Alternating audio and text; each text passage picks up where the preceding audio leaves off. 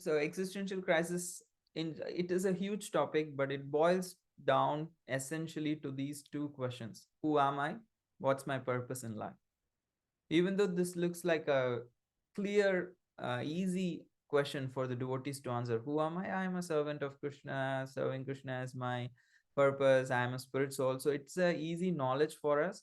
But for that knowledge to become reality, sometimes we kind of have to go through some crisis in life, and that actually can act like a major turning point in life of a devotee in general, everyone, but specifically in the life of a devotee, because it makes them more serious in spiritual life. And what leads to an existential crisis could be different for each individual. For someone going through a personal health crisis could be an that, or for somebody it could be a loss of job or facing economic problem, financial difficulty, or somebody it could be a death of a loved one, family member, or a close friend, or a spiritual teacher. So that also could actually trigger an existential crisis. And the general signs that we understand: oh, I'm growing old. So that what you call lack of um, awareness, or in the sense, no, how can I put it clearly, like the change in life, which we know will happen, but when the reality hits, we suddenly realize, oh, this is more what do you call, like more intense than what I was expecting. I wasn't ready for that. That's what the right thing I would say, that I wasn't ready for this. And then there is also highly traumatic events, like sometimes people go through accidents, near death experience. So these things can actually trigger these. And how to know if we have one? Because people could be in anxiety, depression, and many other things. But how do they know that what they're going through is existential crisis?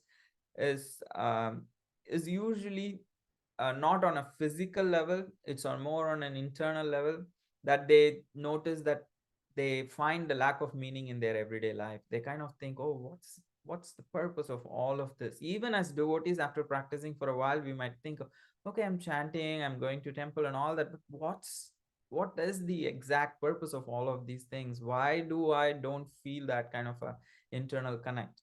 And then feeling left alone at all times, or most of the time. Even though we are among people, and even though we are in relationships, still we feel like kind of a little bit alone.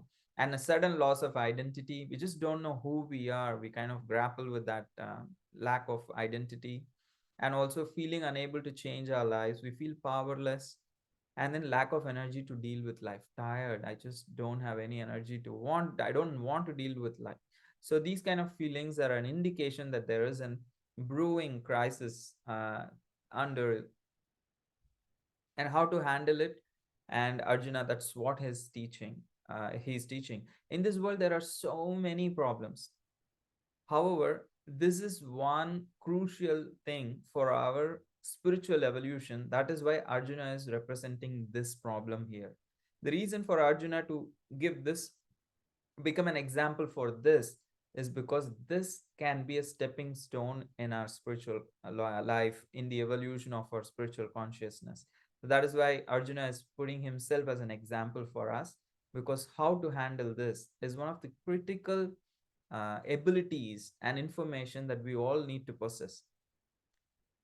Is talk to someone trustworthy, a loved one, a teacher, a friend, a family member, someone that you can trust and who has concern for you, care for you, and change your perspective of life. There's something wrong in the way that we are looking at life, and take spiritual guidance and also practice spirituality. What we know is good, but when we put it into action, it becomes better. So that is why here Arjuna will teach us. He will follow all these four steps.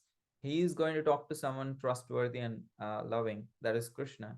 He is going to change his perspective of life. He has given so many reasons, but he is open to changing the perspective of his life through spiritual guidance from Krishna. And he will practice spirituality in the sense of his fighting also will become a yoga because of his consciousness. So this is what Arjuna will show us throughout the Bhagavad Gita. And the next topic that Krishna chooses to speak is the nature of the soul. So why? He could have said many things, because Arjuna did not want to fight. Krishna could have told, these are your enemies. They disrespected your wife. They stole away your kingdom. They put you guys through 13 years of forest life. And they have done so. They have attempted murder on you guys. And in this way, there were so many atrocities that all these people performed against you. So he could have incited anger. He could have incited um, that kind of a passion in Arjuna to fight. But the problem was not just this war, not just this situation. Krishna wanted to equip Arjuna for the rest of his life. How do I make decisions? If the decisions come from the right, with the right motive, then whether there is success or failure, we will be satisfied. So that is why he is clarifying the identity of Arjuna. So he speaks about the eternal nature of the soul. He's saying, don't lament about what you cannot change. Understand and accept the reality and act on that platform. So he goes on to explain how that we are not this body, we are a spirit soul, but he also goes on to explain how the soul has physical body and the subtle body that all of us are usually informed about as devotees. However, he changes the perspective. He's trying to give a perspective to Arjuna. He's saying we're not just human beings with a spiritual soul or soul, but we are spiritual beings. The soul is the spiritual being currently with a human body, and we are spirit souls on a human journey. So that is what is we need to understand. We are not just on a uh, human journey and then trying to understand and figure out who we are, but actually we are spirit souls currently on a human journey. And he speaks about the nature of the physical body. He says the physical body is temporary, it is constantly changing, it is subjected to death. Of course, when it is subjected to death, naturally birth also comes into picture, and also it is influenced by disease and old age. And it is made up of the five material elements: air, water, ether, fire, and earth. And also we have the other material covering, which is the subtle body. That is also temporary, that is also constantly changing. Our ideas are changing, our identities are changing, our emotions are constantly changing. So the subtle body is continuously in a flux, and it is influenced by death, and it is composed of mind, intelligence, and ego. And in this way, both these external coverings are constantly changing. But what is that which does not change? Krishna speaks about that as the spirit soul, the original person behind these two layers of existence. So he says the soul is eternal and unchanging, and it is not subjected to death. So it is not subjected to birth also, because it is eternal, it is always existing. Or rather, it just passes from one body to another, and it is composed of Sat, Chit, and Ananda. So we will see what is Sat, Chit, and Ananda. Sat is eternal. Okay, Vibhushan Prabhu.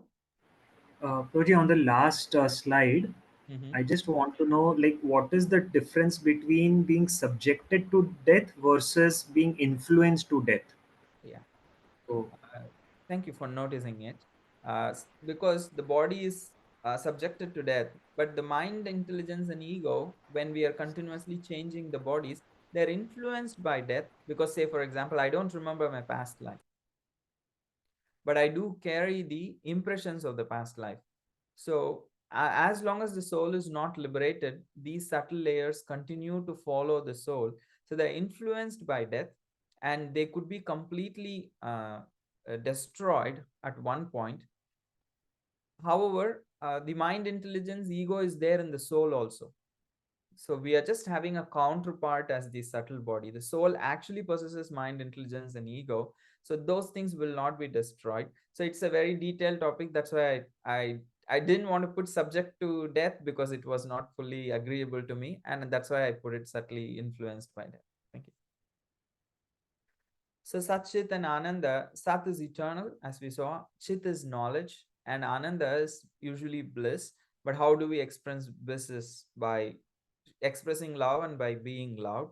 So somebody who is existing may not be aware. So that is why the soul is not just existing, it is also aware, because the matter is also eternal in one sense. It may go through transformation, but it is eternal in one sense. It's material energy. So it is not just existing, but it is also aware. But being existing and being aware is one level, but to not to express is not, is like kind of a lower consciousness. So the soul is not just existing eternally, and it is not just aware and has knowledge, but it also has the ability to express its love, through which it experiences actually ananda, that is bliss. So this is the nature of the soul that Krishna explains. And Arjuna says, okay, the soul might be eternal, but when the body of Bhishma and Drona and my dear ones, when the body is destroyed, I will have some emotion. There will be lamentation. So Krishna is saying, okay, that's natural, but please do understand what is the reality. So the soul is not dying; it's just changing the body. Bhishma or Drona, they're having older bodies. It's becoming useless. So they'll actually get a better body. So that's not a problem. And then these changes are unavoidable. So learn to cope with it, tolerate it. And the best way of tolerating the duality is develop equanimity of mind. So we will see what are those things in the coming slides. So first, Krishna explains about the process of transmigration. He says, become sober to accept reality. And Arjuna says, oh no, no, I'm not. I'm emotional. You just can't tell me just be sober and don't worry about the death of Bhishma and Drona. I, I'm emotional. I'm being affected. Krishna understands. Yeah, I understand. They are your dear ones. So it's natural to have these emotions, but don't let that emotion come in the way of your duty. That is the difference between being sentimental and being uh, having emotions, but like healthy emotions. Like when the emotion actually overpowers and distracts our from our duty, then that is considered like very sentimental, and it is not very healthy. But the very emotions can be nourishing to the heart, but still we continue with our purpose and duty. So Krishna is saying, learn to tolerate the duality and continue your duty. And how one does that is by developing equanimity of mind. And he says, this is the eligibility for liberation. So without equanimity of mind, one cannot get liberated from material existence. So then the natural question is, what is this equanimity of mind? Is it like completely rejecting all emotions like a stone? I'm not disturbed by anything. No happiness, no distress can affect me. And is it like being like a stone and not having any emotions? Krishna says, no, it's not. So he says, don't reject your emotions. Let them be guided by the purpose of your life. The emotions have to be guided by the intelligence, by the purpose of one's life. So that is the idea of equanimity of mind. And equanimity of mind is not meant to make us emotionless. It's meant to make us purposeful, to use the energy of emotions, to use the fire of emotions to go towards our purpose. So that is the equanimity of mind. Focus. Focus the emotions in such a way that they propel us forward in spiritual life. It's not to become emotionless. And with equanimity, the advantages, we can deal with situations because situations are not in our control. We don't decide whether there should be recession, and how the economy of the country should be. We don't have the power to decide those things. We don't even have power on deciding whether we should be healthy or not healthy, how our relatives or friends or family should react to or behave. We don't have control. So, how do we deal with the situations with calm and reason? Is by developing equanimity. Then there is inner happiness. Even though externally everything is on a flux, we're internally stable and happy in the sense we are situated stably, we have a steady intelligence, and we can deal with the situation with much more calm and reason. And equanimity is the realized capacity to experience pain without added suffering. You know this. Some somebody says something, or they just looked at me, and I'm like thinking for 2 days, how dare this person? What the hell is going on in their mind? What do they think? Who do they think they are? And I'm like, actually, God knows why they looked at the way they looked at. Probably they looked at somebody else, but the pain is there. Life inevitably serves everyone pain, but we add more suffering to it because our mind is not focused. We don't have a right object of focus. It just takes us continuously through this traumatic experience of adding more suffering than what it needs, what we need to experience.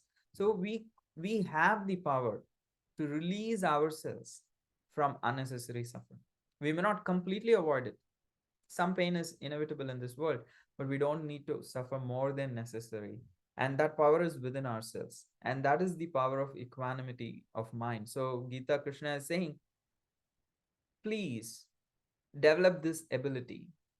Don't suffer more than what you need to. And harness this power of the mind to lead a happy life. So, then he's speaking about you don't need to keep lamenting about things. So he says, whether you believe in the transmigration or not, you think the soul just takes birth once and then dies. Still, you don't have any reason to actually uh, like lament, because you know all these people will die and they're not going to be there afterwards. If that is your philosophy, there's no need to bother.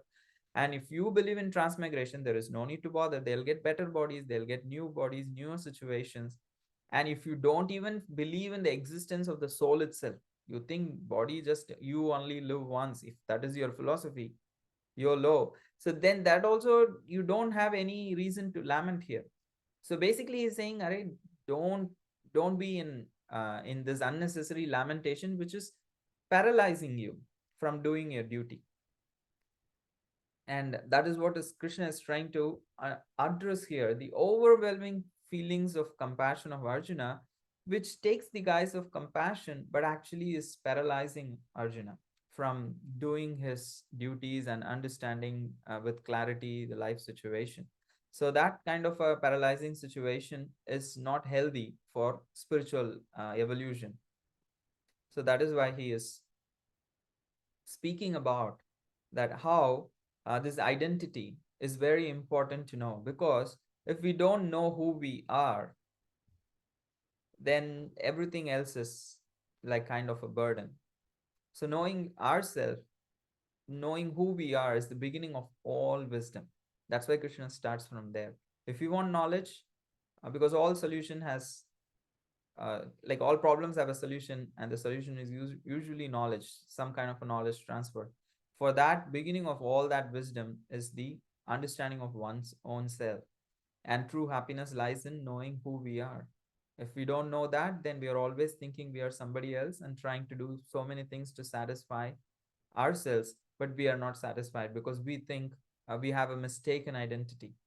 And when we know our true self, we will be free from so many unnecessary burdens. We can shed all those false identities, and we can be much more light and free and experience that freedom.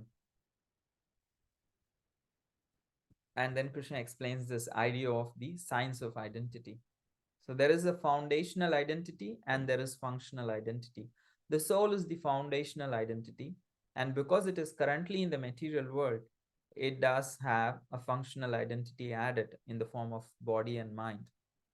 So from being the soul, there are some duties that comes. Any identity gives a rise to duty. If I feel I'm a brahmachari, then there is a duty for a brahmachari. If I feel I'm a man, then there is a duty for a man. If I feel I'm a citizen of this country, then there is a duty that comes along. There is never an identity that we take on which does not entail for us some kind of a duty. Then we have to act in some way in relation to that identity.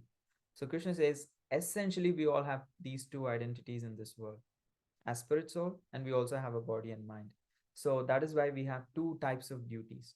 One is the eternal duties, which is Sanatana Dharma, which is the spiritual life. And then the duties pertaining to the body and mind, that is the immediate duties, the swadharma, the prescribed duty that actually helps us integrate well our daily life with spiritual life, our spiritual endeavor. So our life is not spiritual life, material life. I would say it is one, it is all a spiritual journey. However, because of these variation, the identities, your daily life needs to be helping your eternal journey. Your daily journey should help your eternal journey of the soul. So that is why the Swadharma and Sanatan Dharma both have to be carefully considered by everybody and carefully performed by everybody.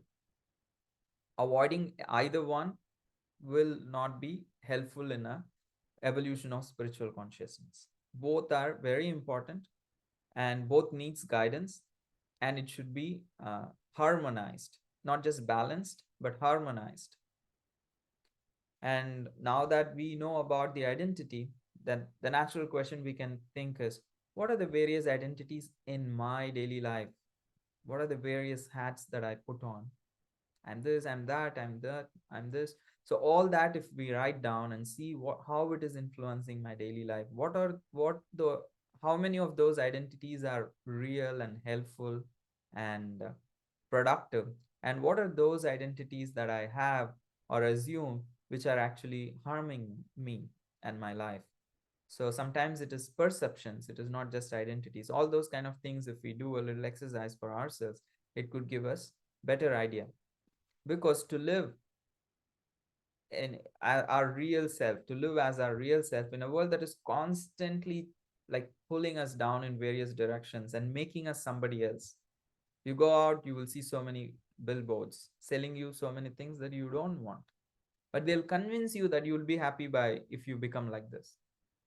Like I was just in the airport and there was an ad for a famous brand, and the new product, it was very gross. Like attachments in the nose, like hair, like attachments in the nose, so that it feels like you have like a bush, like a hairy bush coming out of your nose. That is a new product. I'm like, these very guys have grooming products which to take out the hair from the nose, and then they also create artificial attachments where you feel like there is two bushes coming out of your hairy bushes coming out of your nose. I'm like, in which world is this beauty, in which world is this cleanliness?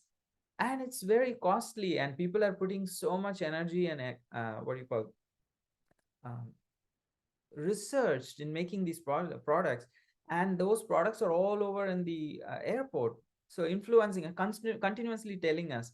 So we are just being carried on by the whims of so many people. If we don't know who we are, then 100 other people will tell us who we should be.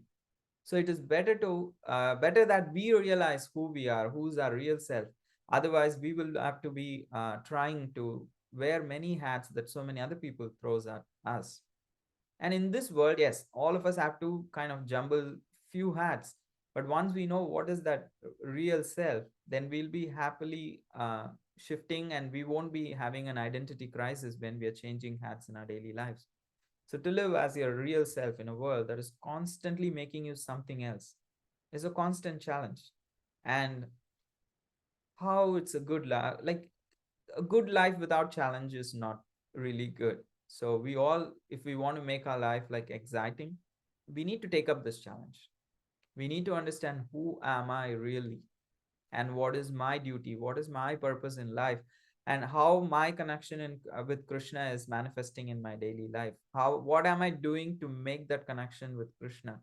That real challenge we all need to do. That exercise we all need to do. So before jumping into the next section, any reflections, thoughts, questions,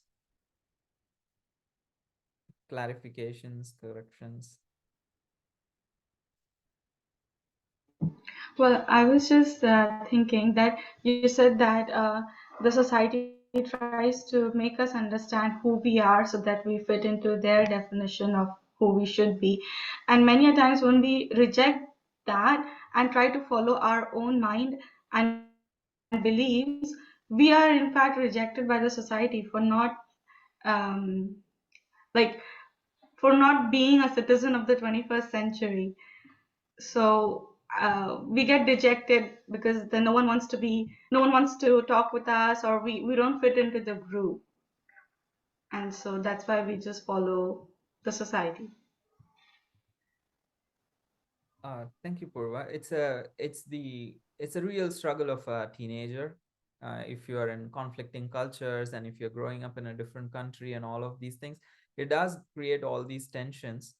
However, it does not. It's not necessary that we just have to follow out of fear, because those very people will not stand by us when we really need them. So if we understand who we are, and have spiritual guidance, and then have spiritual association, and because at the end of the day, what everybody needs is few worthy connections in life, few worthy relationships in life. We don't want all of the society to actually acknowledge us. That does not satisfy the soul. All we need is few quality connections, and love is can be experienced through that also. So it's better to realize who we are on the spiritual level, and have spiritual connections, and also have family and friends and general life, everything. But with maturity, if we understand properly, we'll be able to balance both to some extent.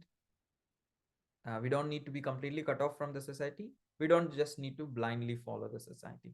There is a way where you can create your space, and the world can respect that, will come to respect it, if you respect your space and you have the conviction and proper guidance, not just following the mind just because I'm this, I'm that, and then going away. And that's the culture today. Everybody thinks they are something, and they don't have any guidance for why they are thinking that way they are thinking. So take guidance, carve out your own space in the society. And if you have proper conviction and guidance, the society will come to respect you, will actually celebrate you for having your own space eventually. So I hope I was trying to address your question. Thank you. Indira Devi, and then Jeffrey Prabhu. Um, I my question may not be something you want to answer right now, but you had this slide up that Bhushan Priya mentioned. It was 3 pillars, and one was dealing with the mind. Can you go back to that slide real quick? Okay. Let me share my screen then.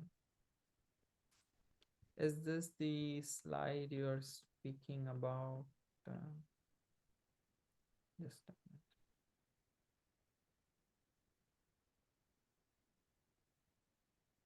This one, yes, yes.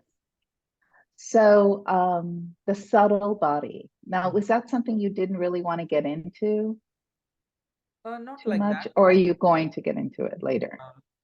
What you can ask your question. We will see how it works.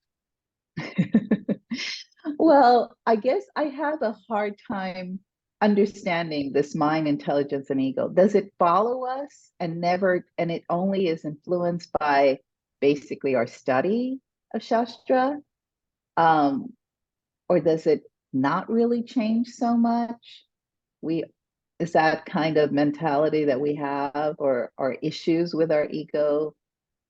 I mean, I'm assuming they change, um, but it just, I never really even thought of it until maybe last year or something, how my soul will continually pass into other garments, bodies, but my mind, this crazy mind that I struggle with, is also going to follow me there too. And so, does it get better? I'm assuming it gets better as I study, or as I get closer to Krishna, and it changes. Yes, Chaitanya Mahaprabhu in his Shikshashtakam, the first he says is Cheto Darpana Marjanam, purifying the mind. And that essentially happens through the chanting of the holy name.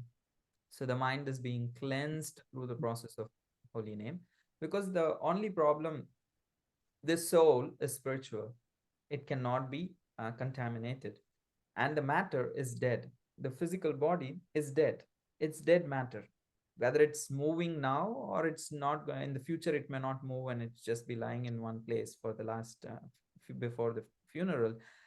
It has been dead all the while. It's by nature inert. So these both things, one is spiritual, cannot be contaminated, the other one is dead matter, nothing could be done about it. So in between, our life is happening in these three layers of mind, intelligence, and ego. So the soul has all these capacities, but it is being reflected because the soul cannot be touched by matter. So it just like we put on gloves, right? Sometimes we put on some gloves and then we do many things. So we don't want, the hand is not getting dirty, but the hand is dirty because the gloves are dirty. So that kind of a glove kind of a situation is the mind, intelligence, and the ego. And if you clean that, eventually this hand is always clean because it is inside the glove. A time will come, the liberation is that you actually remove, because my fingers are there, that's why the gloves have finger.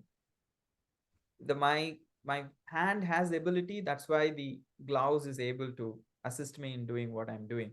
The same way the mind, intelligence, ego is just like kind of a glove on the top of the gloves on the top of the soul. At the time of liberation, we just remove this eventual material layer, because the soul does have its innate capacity to think and feel and express. That is there, and it has its identity as servant of Krishna. It's innate for the soul. Currently it's more like a gloves that we are wearing on top, and it will eventually be peeled off finally, only at the time of liberation. Through the transmigration process, it does not get removed, rather it gets sometimes more dirtier, and then some karma is experienced, so that is flushed out and new karma is being fit in. Like in this life I'm an introvert, I experience some karma. Maybe in the next life I'll be an extrovert, because and I'll be because for certain karma to be experienced, my mind needs to be of different nature. So all those things will continuously change. Kind of answers. Yes, that's such a great answer, because Satchidananda Swami, one of his disciples mentioned in one of our groups, oh yeah, it doesn't change. Like you're stuck with it. He kind of said that, but I think maybe he explained more, He just meant like of you did. that it is going to follow you until liberation. That's what probably Right, right. That's what he meant. Yes, yes. But it sounded like, oh my God, I'm stuck. Right. No worries. Thank you. Thank you. Jeffrey Prabhu, thank you for being here. Hare Krishna, can you hear me? Yes. Thank you for this class, Prabhu. I was glad that I could make it even though I'm driving. And I was reflecting on this existential crisis that you were speaking about with Arjuna, and the idea that you know, the world puts on me, or that I'm dealing with all of these things that externally influence me. Or Arjuna dealing with like all the rules and the social responsibilities and all of that stuff, and then kind of the existential crisis being the question, how am I going to exist in this world? How do I exist? And it's in that moment where you question that you're able to flip the influence from external to internal to external, and you make the choice that it's not the external that changes me, it's me that changes my externals. And so it's this real moment of empowerment that Krishna grants us in giving us the knowledge and the intelligence to understand it, to make those changes, to really take the reins, so to speak, for our own spiritual, well-being. Very, very powerful, and so early in the Gita. So thank you for explaining. No, thank you so much. That was very rightly put. It's so empowering actually to realize that we have the power to change life and steer it towards the right direction and change the externals. It is the internal that decides the external. So whatever situation we find ourselves in, there is a lot of reason. We have a lot of responsibility in creating that situation for ourselves. So thank you, Jeffrey bro. And Vibhushan bro. Yes, Prabhuji, just a small thing. Krishna says that we should not lament unnecessarily. Mhm. But when we are in pain, especially when we are in emotional pain, lot of emotional pain, when someone has hurt us real bad, it's very difficult to break out of it, that situation. And we lament for a very long time. Like some people might go into a depression. So it's a lot of suffering that comes immediately, Mhm. and we are not able to bear that pain. So that time, reminding ourselves, like that God is saying that don't lament unnecessarily, it's very difficult to remind ourselves of that. So how do we break out of that situation and come back to our original consciousness? So that is, if you can just help us. We are not superhumans, so we don't need to do everything by ourselves. So that is why we need to have good relationships when everything is, and invest in good relationships, because somebody else can help us break out of that. On our own, it is impossible to do everything in life. So emotional pain, you need to express sometimes. Just express what is there. And for that, you need somebody else.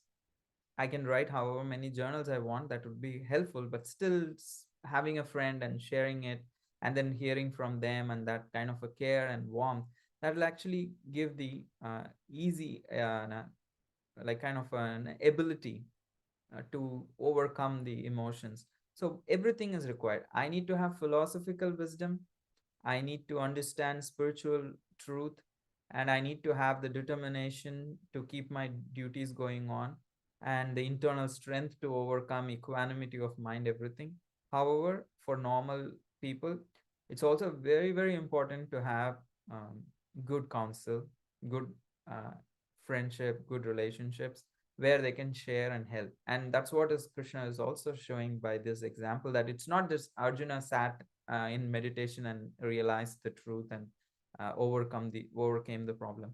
He is discussing with Krishna and he's receiving guidance, and accordingly he's changing perspective of life. So we do need that kind of an assistance. Yeah, that's exactly. How are the kids doing? Sorry, I think the class is being too brainy. The kids are all like quiet. Mahidar, you're good? Good. Good. Is it okay? Understandable going on? Yeah. Okay, great. Thank you. Gokul, you're fine? Prabhuji. Okay. For your information, everyone, I'm actually at Gokul's house. I'm giving from the another room, and he's listening to the class from another room. So and it's like I didn't cover as much as I wanted to, but let's see how it goes in the next 15 minutes. So our Krishna does understand all this knowledge about the soul and all these things. It's very abstract. And I cannot just expect Arjuna to just overcome the lamentation just by telling him overcome it. So it's very easy, right? If that was that simple, we can just have one some recorded voice, just overcome your lamentation. And if we could just overcome it, that would be like great. So Krishna understands it's not going to work like this. You need to do something. That knowledge has to transform into an internal wisdom that needs to come from inside. For that, he needs a spiritual process to transform that information into wisdom. So we all have a lot of information, spiritually speaking. We become devotees, we hear a lot of lectures, we read a lot of spiritual books, and wherever we turn, we just keep hearing that we are not this body, we are spirit, soul, and blah blah. And we just feels like a lot of weight after having this knowledge and carrying around like a burden. I cannot drop this, and I cannot like follow it. So it just feels like an extra burden, an extra luggage. And sometimes you just want to take that luggage and throw it, and you feel, oh, finally nobody is telling me what I need to do in life. So that is not actually how it should be. Rather, that information should be going into the heart, and it should become like a light that is turned on in a dark room. It should be facilitating, it's not adding any burden, it's actually making the path clear. So the knowledge is supposed to be like a light that brightens our path, not like a bag of extra load that comes along with us.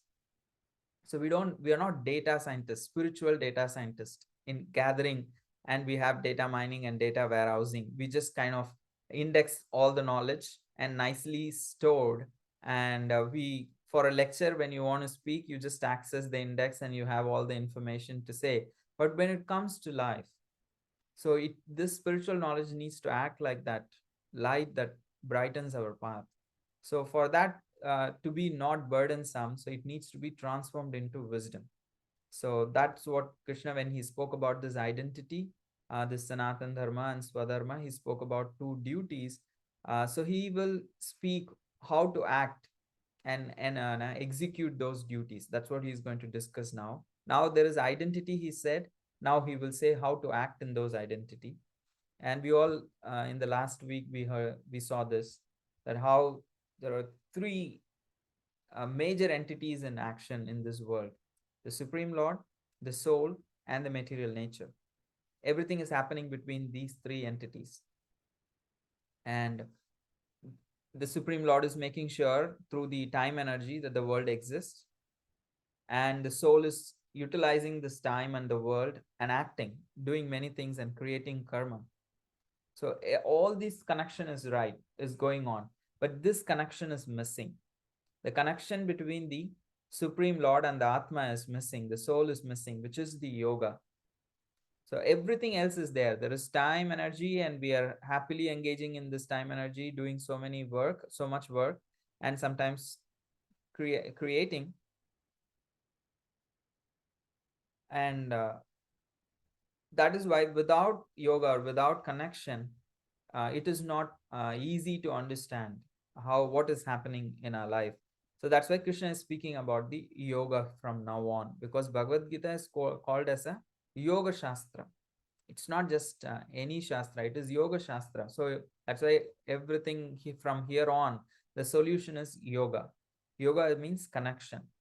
The main problem in this world is that we have lost connection between the soul and the super soul. The connection is lost. So as soon as the connection is lost, then the soul gets into existential crisis. So the lack of connection leads to existential confusion. These questions: what is my duty in life? What is the purpose of my life?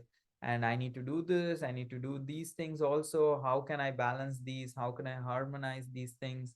Why is there suffering in this world?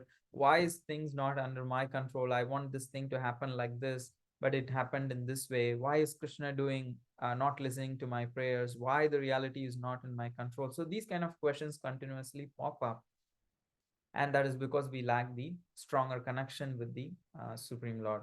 And the solution is yoga. But still there are many levels within that: karma yoga, jnana yoga, ashtanga yoga, and bhakti yoga. So we will see those things.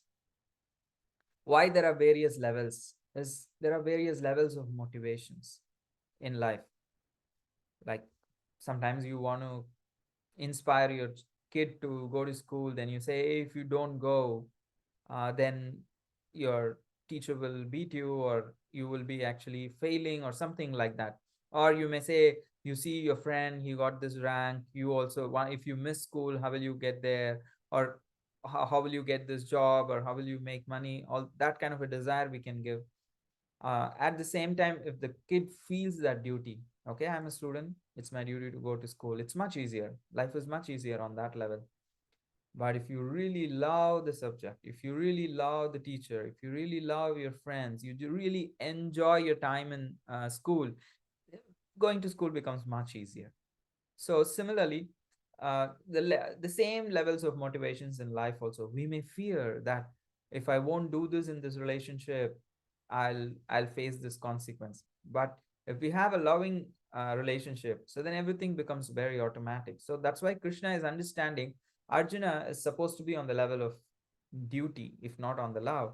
But he's saying, oh no, I'll not fight. So he's not on the level of duty. So Krishna tries to inspire him through fear and desire.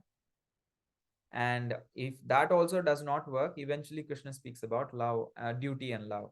All of these things he will discuss. So this is the yoga ladder that Krishna uses in the Bhagavad Gita. This is not right in this chapter in the verses, but I'm giving you this background so that the rest of the Bhagavad Gita becomes easier to understand. We only have 8 minutes, but not bad. We can cover that. So, a normal life without God consciousness is very prevalent in this world. But you will find people who are like non-atheistic. They are not atheistic. However, they also have a religious way, minded way. God and religion, everything is to actually provide them happiness in this world and after. It's all that consciousness they have is like God is supposed to fulfill my enjoyment in this world and in afterworld. So that is kind of a very religious kind of a mentality. That is, Krishna calls it as karma kanda. It's better than being an atheist. However, it's not fun in the long run. So the next level is actually working, but for the sake of some desire. Oh, I need to get something out of this connection. I need to get something, but it is little better than the karma kanda, because karma kanda, there is no connection only in the sense of that here is the Supreme Lord and I have this connection like that. It's more of a enjoyment is the focus. Connection is not focus. But in Sakama Karma Yoga, connection has come into focus, but still there is a desire to enjoy. And then the next level is I do because this is the right thing to do. So it's on the level of duty. The motivation is completely on the level of duty. And there is no attachment, rather, there is detachment from the fruits of one's work. And when there is so much renunciation and knowledge comes from, then the person moves to Jnana Yoga. They don't need to work because they're fully satisfied. Everything is happening here in the head. They don't need to physically be active. And therefore, their focus is liberation. The desire is liberation. And the Ashtanga yogis, they meditate and they are also interested in liberation. And Bhakti Yoga is a yoga of love. You do it because you just love the Supreme Lord. So there are more details because a lack of time, I'm just kind of giving an overview. Next week, we will again revise it. And there are more details to it. So I would, there's 5 more minutes.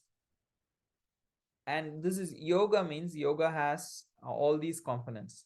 It has detachment, it has knowledge, it has work, it has meditation, and it has devotion. All the 5 elements combined together form yoga. Imagine in any connection, you have a parent or you have a partner.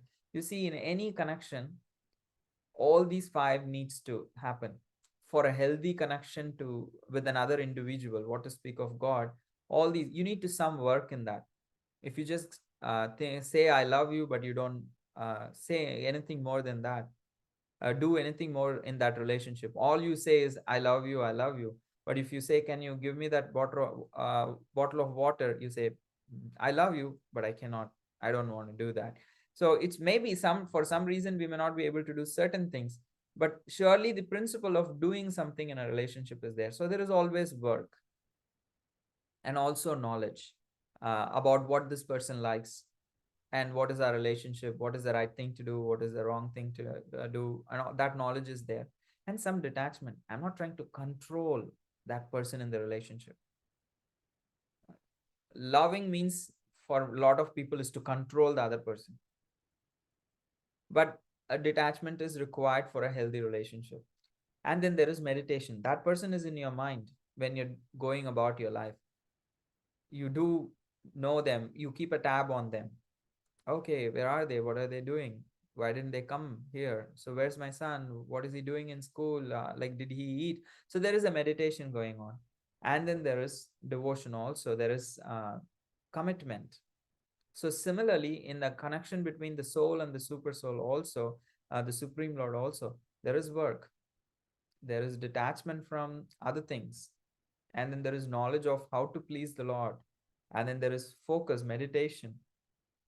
And then there is devotion, love. So all these things are found in the Bhakti Yoga. But the other yogas do have some elements, but some elements do miss. So that is the difference between these yogas. Gokula, I'm going to take you a question in a minute once I complete this. So in Nishkama Karma Yoga, there is work, there is detachment, there is knowledge. In Jnana Yoga, there is knowledge and detachment. They don't really do anything externally. In Ashtanga Yoga, they meditate. There is knowledge and detachment. But in Bhakti Yoga, in our daily lives, we can see we do work, like we do physically things in our devotion service. We are expected to develop detachment from material things, things that are unfavorable to Krishna consciousness, and develop attachment to things that are favorable to Krishna consciousness. And we do have the knowledge about our connection with Krishna, and we do have meditation in terms of focus, and we do have the love. So all these elements are in Bhakti Yoga. And so this is kind of an overview of the yoga ladder. It's also a very detailed topic. We will see maybe in the next week we can cover more if there are questions. Gokula? So Karma Kanda does not have any of the five, since it's just doing rituals to get to heaven. And Sakama Karma Yoga is different because they're doing their duties like temple worship and offering prasad, so that's why it has work. Nishkama Karma Yoga has also knowledge and detachment, since they have detached execution, so they're detached from all desires. This is the first one without any desires in it. True. That's right. That's perfectly put, Gokula. Thank you. So I know it's kind of a lot of information in just a couple of slides. So I'm trying to balance both making it more relevant at the same time, also giving the basic information that we need to know. Yes, Vibhushan Paper. Proji, like if possible, can we get Bhagavad Gita shlokas for each of these levels, like each of these levels of the ladder? Like not now, whenever you have time, like if we can get a reference for each of these levels. Uh, Yes, there are certain chapters which predominantly deal with this. Even okay. this very chapter that we are going to see, the verses that are going to come next. So I'm just giving you a prelude to the upcoming sections, even in this chapter. So we are going to have from verses, I think it is from 31 to 37, we'll be speaking about Sakama Karma Yoga. And from 38 to 53, we'll be speaking about Nishkama Karma Yoga. Okay. And we do have verses in the Gita about Jnana Yoga and Ashtanga Yoga in the other chapters. So as we go, I will also point Yeah. it out. Sure. Thank you. So thank you, everyone. Thank you for taking out your time. I'll try to get involved more in the course and then post during the week. Uh, like it was started suddenly, so I wasn't fully equipped. So I'll also send out the summary soon for this chapter. And the summary, to be very clear, I'm not summarizing whatever I'm speaking because my speaking is more spontaneous. I have the slides, but it's somewhat spontaneous what I'm speaking. But what is there in the summary notes is the flow of the chapter, the verses, in a more story kind of a format, in a more conversational, as if somebody is explaining you what's happening in the verses, because that I'm not going in depth here. So you can refer to the notes. So you will have an idea what's happening in the chapter. So I'll share it soon in the Google Classroom. And feel free to, if you are something is up is like you are meditating on the certain point and something is coming up, feel free to put it on the Google Classroom. There is a chat there also. If you find WhatsApp is easier, you can put there also. So try to take some time, like 10 minutes, 15 minutes during the week, to read the chapter again or to think about something. Engage yourself, rather than just Saturday to Saturday for an hour. Do some little bit investment. You will get much more, because I'm more like an instrument. I'm only giving you some hints, but unless you do your own work, the information will not become your wisdom. So I'm putting the energy, so it is helping me. But if you are able to, if you want the same knowledge to help you, you need to do your personal work. It is not completely delegated to me. It's what I put energy, it helps me a lot. I can share it with you guys, but if you want this knowledge to really, really help you in your life, you need to put some work. So thank you for showing up and being here. Very grateful for the opportunity to share. Srimad Bhagavad Gita ki jai, Srila Yeah. Prabhupada ki jai. Yeah. Thank you, Proji. Thank you very much. Thank you, Prabhu. Thank you, Prabhu. Thank you, Prabhuji. Thank you. Hare Krishna. Thank Hare you. Krishna. Krishna, Hare Prabhuji. Krishna. Hari Bol. Bye, Mahi. Bye. Thank you, Constantine Prabhu. Thank you, Purva. See you.